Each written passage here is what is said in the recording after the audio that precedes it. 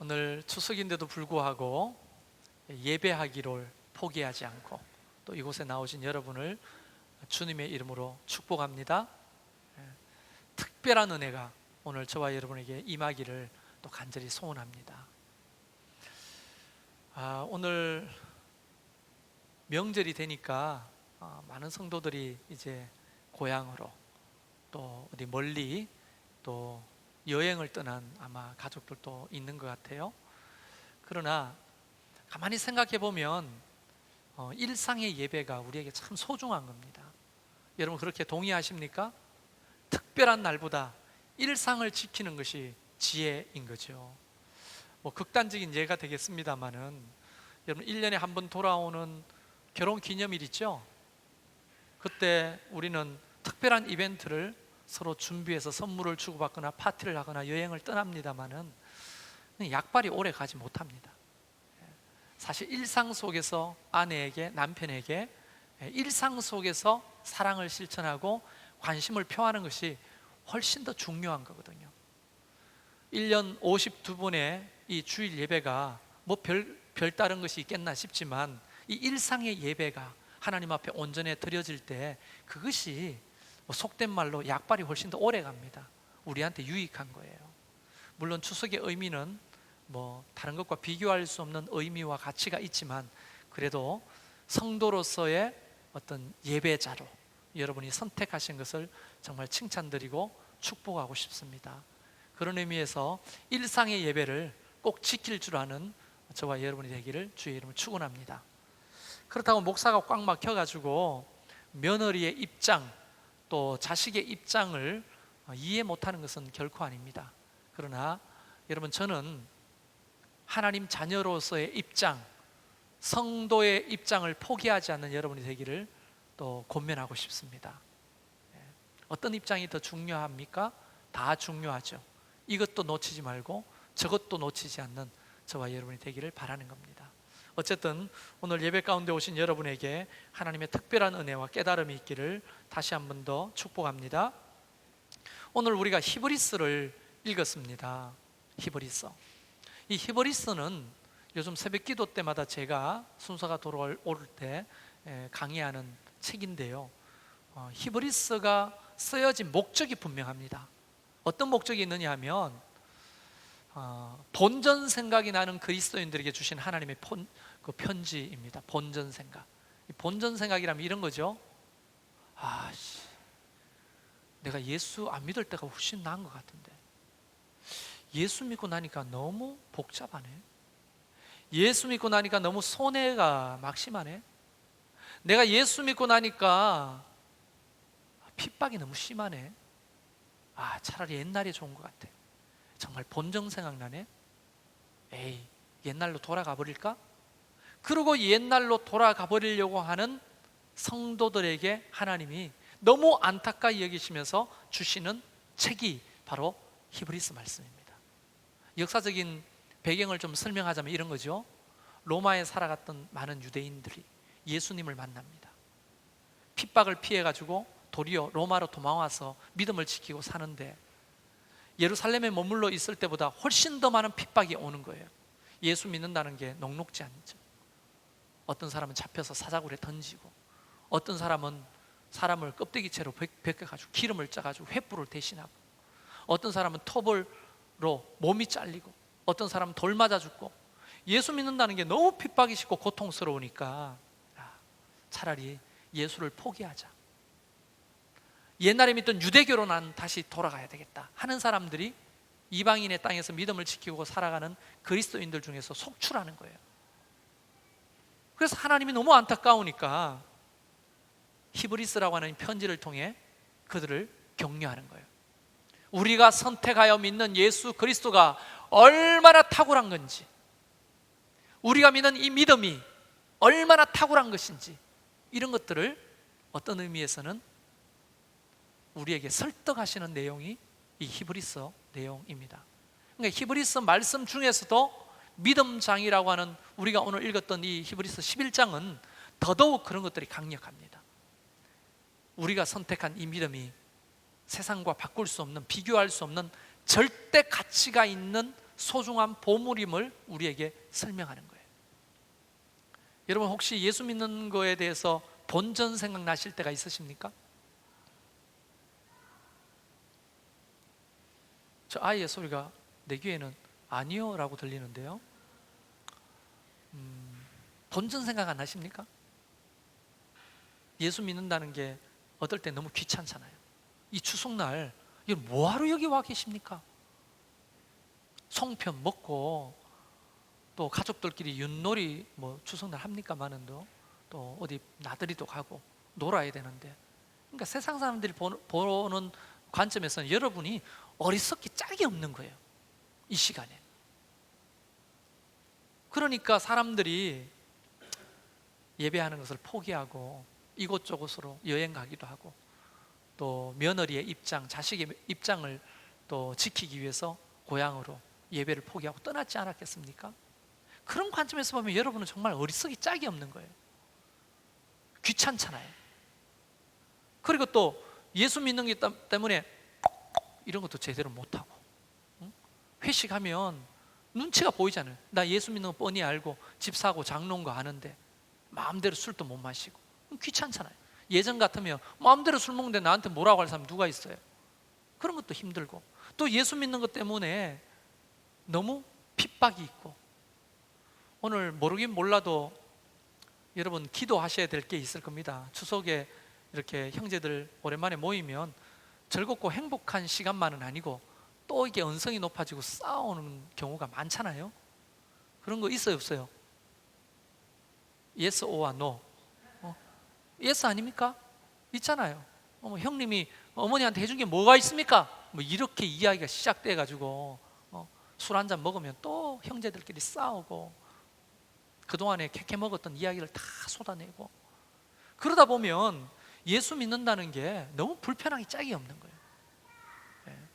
맞다고 하잖아요. 보세요. 오늘 이 추임새가 예술이네요. 맞죠? 그러니까 사람들이 본전 생각하면서 그냥 예수 안 믿는 게, 교회 안 다니는 게 차라리 낫겠다, 이렇게 생각하는 사람들을 위해 오늘 하나님이 본문을 우리에게 주시는 거예요.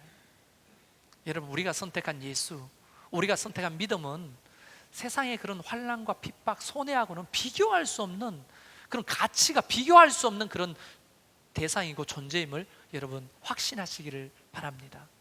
자, 오늘 본문으로 좀 들어가 보죠. 본문 13절에는 이 사람들은 다 믿음을 따라 죽었으며 이렇게 기록하고 있습니다. 이 사람이 누군가? 11장에 소개된 7명의 믿음의 사람이 있는데요, 여러분 압니다. 아벨, 믿음으로 하나님 앞에 제사를 드렸던 아벨, 그것 때문에 시기를 받아 죽었죠. 그럼에도 불구하고 하나님 앞에 믿음을 지켰던 아벨, 그리고 또 누구예요? 에녹, 죽음을 보지 않고 하나님과 평생을 동행했던. 여러분, 그 시대는, 에녹이 살았던 시대는요 정말 죄가 간연했어요. 왜냐하면 노아 홍수 직전이잖아요. 얼마나 죄가 하나님 보실 때 만연했으면 물로 심판할 그런 시대였겠어요. 그런데도 불구하고 에녹은 하나님과 동행했다고 나오거든요. 그리고 노아, 오죽하면 하나님이 노아의 가족만 구원했을까요? 당대 완전한 자라고 이렇게 성경은 노아를 표현하는데요, 근데 다른 사람들에게 비교해서 좀 안전하지 절대적인 완전한 자는 아니었죠, 사실 노아도. 그리고 또 이 3명의 사람 외에 아브람, 이삭과 야곱, 그리고 아브람의 부인 사라의 이름이 거론됩니다. 이 7명의 사람을 일컬어서 이 사람들은 다 믿음을 따라 죽었다라고 표현하는 겁니다.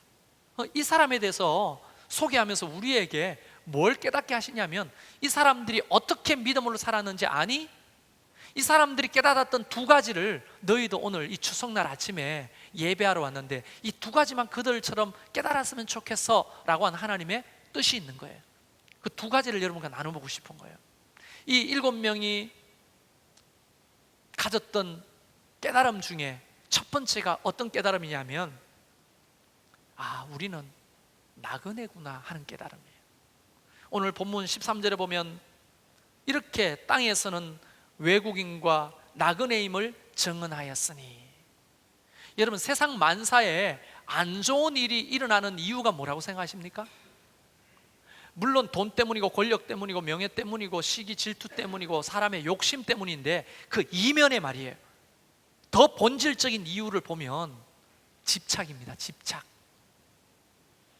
사랑하지 말아야 될 것을 너무 사랑하는 거예요. 가지지 말아야 될 것을 너무 갖고 싶어 하는 거예요. 하지 말아야 될 것을 너무 하다 보니까 세상 만사 안 좋은 일들이 거기서 다 생기는 거예요. 집착하는 거예요. 집착. 이런 것들을 이렇게 표현할 수 있을까요? 마치 이 땅에서 천년 만년을 살 것처럼 집착하는 거예요. 그런데 앞에 믿음의 선조들은 어떤 사람들이었느냐? 나는 이 땅에서 나그네다 라고 하는 것을 깨닫고 살았던 사람이라는 거예요.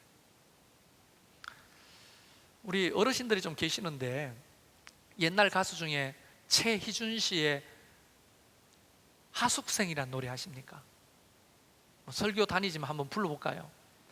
인생은 나그네 길 어디로 왔다가 어디로 가는가, 이렇게 시작되는 거예요. 여러분, 그 가사에 보면 예술이에요. 예술. 어떻게 이런 통찰이 있는지. 이거는요, 그 한국 찬송가 협회 제가 고민하고 싶어요. 이거 찬송가로 넣자. 이런 통찰이 있다면 이거는 믿음의 고백이다. 가사가 이렇습니까? 인생은 나그네 길 어디로 왔다가 어디로 가는가, 구름이 흘러가듯 떠돌다 가는 길에 정일랑 두지 말자, 미련일랑 두지 말자. 여러분, 이게 신앙적 고백이 아니고 뭐겠습니까? 2절은 이렇게 시작됩니다. 인생은 벌거숭이 빈손으로 왔다가 빈손으로 가는가, 구름이 흘러가듯 떠돌다 가는 길에 정일랑 두지 말자, 미련일랑 두지 말자. 여러분, 이것은 인생을 깊이 통찰한 사람이야 이라야 고백할 수 있는 내용 아니겠습니까? 여러분, 철학을 공부해 보면요, 신학은 철학과 이종사촌이죠. 철학을 공부해야 됩니다. 그런데 그 철학을 공부하면 예전에 소크라테스부터 지금까지 굉장히 중요한 3가지 질문을 하고 있어요. 철학자들은. 그게 뭐냐? 인생아, 너는 어디로부터 왔는가? 인생들아, 너는 이 땅에서 어떻게 살아야 하는가? 인생들아, 너는 어디로 가는가? 이게 소크라테스 이전부터 지금까지 철학자들이 던지는 질문이고, 지금도 해답이 없어가 철학자들은 이것을 논쟁 중에 있습니다. 그게 인식론이고, 그게 가치론이고, 그게 목적론이에요. 철학에서 해답이 없어요. 수천 년 이것을 질문해 왔으나 그들은 해답을 주지 못합니다. 근데 성경은요, 이미 4,000년 전부터 여기에 대한 해답을 우리에게 주고 계시거든요. 여러분, 창세기 3장 19절에 보면 사람아, 너는 흙이니 흙으로 돌아갈 것이니라. 전도서 12장 7절에는 흙은 여전히 흙으로 돌아가나 영혼은 그 주신 하나님께로 돌아가느니라. 안 받아들이고 싶어요? 왜 아멘을 안 하십니까? 우리는 흙이니 흙으로부터 왔고 흙으로 돌아가는 거예요. 그러나 육체는 흙으로부터 왔고 흙으로 돌아가지만 우리의 영혼은 하나님께로부터 왔으니 하나님께로 돌아간다고, 어디서부터 왔는지 어디로 돌아가는지 분명하게 창세기와 전도서는 이야기하고 있는 거예요. 하나님이 흙으로 사람을 창조하시고 그 코에 뭐를? 생기라고 하는 이 히브리 말은 루하흐라는 말입니다. 루하흐. 이 루하흐라는 말은 성령을 의미할 때 똑같은 말을 쓰거든요. 하나님의 영이 우리 속에 들어와 우리는 생명이 됐다는 거예요. 그래서 죽음이란 뭔가 흙으로 만들어진 이 육체와 하나님께로부터 온 이 영혼이 분리되는 거예요. 그게 죽음인 거예요. 죽음. 그럼 이 땅에서는 어떻게 살아야 되냐? 분명히 성경은 흙으로부터 육체는 와서 흙으로 돌아가는 것이다. 이걸 부인할 수 있는 사람이 누가 있어요? 이 땅에.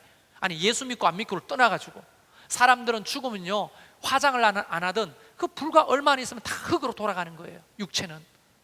성경이 진리잖아요. 영혼은요, 영혼은 하나님께로부터 왔으니 하나님께로 돌아가는 거 아닙니까? 이 땅에서는 그럼 어떻게 살아야 되느냐? 앞에 소개했던 이 7명의 믿음의 선조들은 나그네라고 하는 정신으로 살았다는 거예요. 나그네. 그냥 잠깐 왔다가 떠나는 나그네 말이에요. 그러면 어떻게 됩니까? 서두에 말씀드린 대로 집착을 하지 않게 되는 거죠. 여러분, 나그네가 집에 집착합니까? 차에 집착합니까? 돈에 집착합니까? 나그네가 무슨 권력에 집착하고 쾌락에 집착합니까? 아니죠. 나그네는 그저 왔다가 가는 나그네일 뿐인 겁니다. 여러분, 그렇게 되면 사람이 어떻게 되느냐? 심플해지는 거예요. 삶이, 욕심이 절제가 되는 거예요. 우리가 나그네임을 깨달는 그 순간부터 우리는 하나님의 말씀에 좀 초점을 가지게 됩니다. 여러분, 도인, 초인, 또 현인, 깨달은 사람이 어떤 사람입니까? 수염을 이만큼 길어가지고 오늘날에도 고무신 신고 도복 입고 다녀야 도인입니까? 진짜 도인은 우리 인생이 잠깐 왔다 스쳐 지나가는 나그네임을 깨달을 때 그것만큼 깊은 깨달음을 얻은 도인이 없는 거예요. 저는 저와 여러분이 연세가 많든 어리든 간에 다 그냥 왔다가 잠깐 이 세상에 살다가 돌아가는 나그네임을 깨달으시기를 바랍니다. 그러면 꽉 잡고 있던 거, 그거 집착하고 살았던 거 조금 내려놓을 수 있지 않겠습니까? 천년만년 살 것처럼 그 욕심을 가지고 살았던 거 조금 내려놓고 나누고 살지 않겠습니까? 그렇게 집착하면서 아웅다웅 싸우고 살던 우리의 삶을 내려놓고 내 자신을 좀 돌아볼 수 있는 여유가 생기지 않겠습니까? 내가 나그네라고 하면 뭔가 조금 심플해지고 단순해지면서 삶이 하나님의 말씀과 뜻에 좀 집중해질 수 있지 않겠습니까? 앞에 거론된 아벨부터 에녹, 노아, 아브라함, 이삭, 야곱, 사라까지 그들은 다 믿음을 따라 살다가 죽었다고 하는데 다른 믿음이 아니고 바로 이 땅에서 우리가 나그네구나, 그래서 집착하지 않고 살았다는 그 말씀인 겁니다. 어느 날 풍류신 김삿갓이 나그네처럼 떠돌다가 어느 동네에 들어갔는데 언덕백에서 보니까 대골만한 큰 기와집이 그 동네에 있는 겁니다. 그래서 초가집 다 찌그러진 집에 가면 괜히 민폐만 끼치니까 오늘은 저 대골 같은 기와집에 가서 하루를 묵어야 되겠다 생각하고는 그 대골 같은 기와집에 간 거예요. 그리고 대문을 두드리면서 이리 오너라! 이리 오너라! 이러니까 끽 하면서 문이 열립니다. 그리고는 지나가는 나그네요만 하루만 묵고 갑시다 하니까 대감마님이 대청마루에 막 이렇게 대감마님 쓰는 그 알죠? 그런 걸 입고 와가지고 뒷짐을 치고 여기는 여관이 아니니 저 건너편 주막이나 찾아가 보시오, 이렇게 말을 하는 거예요. 그래서 김삿갓이 이 집이 누구 집이요? 하니까 그 대골 같은 집에 사는 대감마님이 내 집이요? 몇 대째 살고 계시오? 이러니까 아주 자랑삼아 이렇게 말하는 거예요. 우리는 16대째 이 집에 살고 있는 유서 깊은 가문이요. 김삿갓이 그렇게 말했습니다. 그 16대 어르신들 다 살아 계시냐고. 그 대감이 황당하게 그 질문을 받고는 당황하더니만 살아 계시지는 않죠. 다 저 세상으로 가신 분들이죠. 그러면 대감마님도 잠깐 이곳에 살다가 떠날 뿐이 아니요, 당신이나 나나 처지가 비슷한 나그네니 하루만 묵고 갑시다, 이렇게 했다는 거예요. 그러니까 그 대감이 그 선문답 같은 대화 속에서 깊은 깨달음을 얻고 그렇구나, 앞에 16대 모든 선조들이 잠깐 이 집에 왔다가 살다가 거쳐갔구나, 나도 여기서 거쳐갈 사람 나그네이구나 깨닫고는 나그네로 온 그 풍류신 김삿갓을 극진히 대접했다는 이야기가 있습니다. 여러분, 우리는 이 땅에 잠시 왔다가 가는 외국인이요, 나그네인 겁니다. 그래서 집착을 내려놓고 삶이 좀 심플해지고 좀 복잡한 것을 내려놓고 단순해지는 하나님의 뜻을 추구하는 그런 삶을 살기에 유익한 인생이 되는 거예요. 여러분, 우리는 나그네입니다. 천년만년 이곳에서 영원히 살 존재가 아니라는 거예요. 집착하고 붙들고 있었던 그 주먹을 좀 내려놓고 우리가 어떤 존재인지에 대한 질문을 좀 성경에서 말하는 것들 가만히 들여다 보십시오. 그러면 좀 삶이 좀 정리정돈이 되지 않을까요? 두 번째 깨달음이 있습니다. 두 번째 깨달음은 뭐냐? 우리에게 본향이 있다는 겁니다. 한번 따라해 보실까요? 본향이 있다. 네. 그런데 오늘 성경을 가만히 읽어보면 두 가지 고향이 있다고 성경은 소개하고 있거든요. 두 가지 고향이 뭐냐? 첫 번째는 15절에 그들이 나온 바 본향을 생각하였더라면, 나온 바 본향이 있어요. 여기는 무엇을 말하는 거죠? 육신의 고향이에요. 여러분, 저도 이제 오후 예배를 마치면 또 불이 나게 또 고향으로 갑니다. 제 고향이 경상북도 경주입니다. 신라 천년의 고도 스라블이죠. 네. 저는 최채훈 선생님의 32대 손으로서 그곳에서 쭉 살아왔어요. 경주 체가가 보통 체가가 아닙니다. 앉은 자리에 풀도 안 나는 체가 아니겠습니까? 그런데 그 고향이 늘 그리워요. 그곳이 어디냐?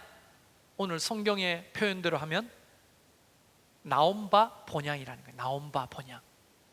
여러분도 나온 바 본향이 다 있으시죠? 이북이 나온 바 고향일 수도 있고, 저 전라도 땅끝이 나온 바 본향일 수도 있고, 아니면 뭐 경기도 서울 이 인근일 수도 있고, 사람은 다 본향에 대한 그리움이 있는 거예요. 그래서 보면 추석날 설날 되면 대이동이 있는 겁니다. 대이동. 오늘도 뉴스를 보니까 이 추석날 대이동하는 인구가 정확하지는 않지만 3,199만 명 정도로 추산한다고요. 여러분, 우리가 3,199만 명 엄청나잖아요. 하루에 이동하는 그 차량의 대수가 446만 대. 정말 대이동이죠. 그들은 다 어디를 가는 겁니까? 모르긴 몰라도 대부분은 고향으로 가는 거예요. 멀리 우주에서 보면 마치 여느 때가 자기가 태어난 그 골짜기로 찾아 올라가는 것처럼 사람들이 이동하잖아요. 사람은 다 나온 바 본향을 그리워하고 그곳이 정말 사모되는 거예요. 저도 간혹 보면 경주에 가게 되면요, 제가 옛날에 살았던 집, 뛰어놀았던 들판, 그리고 동산, 이런 데 애들 데리고 가게 되더라고요. 그러면서 아빠가 예전에 이 바위 위에 올라서 놀았어, 여기서 살았어, 그러면서 어린 시절 가보고 싶은데 나이가 들었다는 증거라고 생각했는데 아니더라고요. 아까 반주했던 이 딸내미가 이제 고등학교 2학년인데 서울에 살다가 여기 왔잖아요. 근데 얼마 전에 서울에 저 친구 집에 갔는데 옛날에 서울 집에 살았던 집집마다 가봤다는 거예요. 골목을 가봤다는 거예요. 네가 몇 살인데 거기를 가가지고 그립다고, 옛날에 살던 하얀 집 아빠 기억나지? 그 골목 그대로 있더라. 우리가 먹었던 그 식당 그대로 있더라. 지가 뭐 한다고 가가지고 지가 살던 집을 그리워해요? 응? 그런데 아이나 어른이나 모든 인간은 다 나온 바 본향을 그리워하는 존재입니다. 그런데 성경은 나온 바 본향만 말하는 것이 아니라 하나의 본향이 더 있죠. 16절에 보면 그들이 이제는 더 나은 본향, 나온 바 본향이 아니고 더 나은 본향 사모하였다, 이렇게 기록하고 있습니다. 여러분, 다시 말하면 이런 거 아닙니까? 아브라함을 한번 이야기해 봅시다. 나이 75세에 갈대아 우르라고 하는 본토 아비집을 떠났습니다. 여러분, 그거 쉽습니까? 나이 75세에 고향을 떠난다는 게 쉬운 일인가요? 지금도 어려운 일일 겁니다. 근데 그걸 떠났어요. 근데 하나님이 어디를 가라고 말씀하시지도 않아. 그냥 지시할 땅으로 가라. 그러니까 이 아브라함은 정처 없이 고향만 떠나서 나왔던 거예요. 아브라함도 인간인데 왜 자기가 나온 바 고향인 갈대아 우르가 왜 안 그립겠어요? 아마 힘들고 어려울 때면 돌아가고 싶은 마음이 꿀떡 같았겠습니다. 사라에게 이렇게 말하지 않았겠어요? 여보, 어딘지도 모르고 이렇게 정처 없이 가는 것이 참 고되고 힘든 삶이니 그냥 갈대아 우르로 돌아갑시다.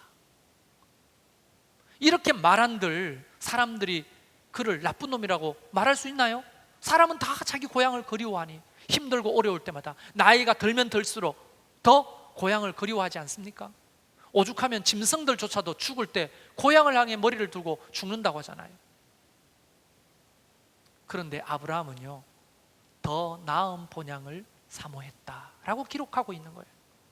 더 나은 본향. 간혹 그 미국의 뉴스 속에 아프리카에서 이 대륙을 횡단해서 아메리카로 내려오는 비행기 화물칸에서 아프리카 사람들의 죽은 시신이 발견될 때가 있다고 합니다.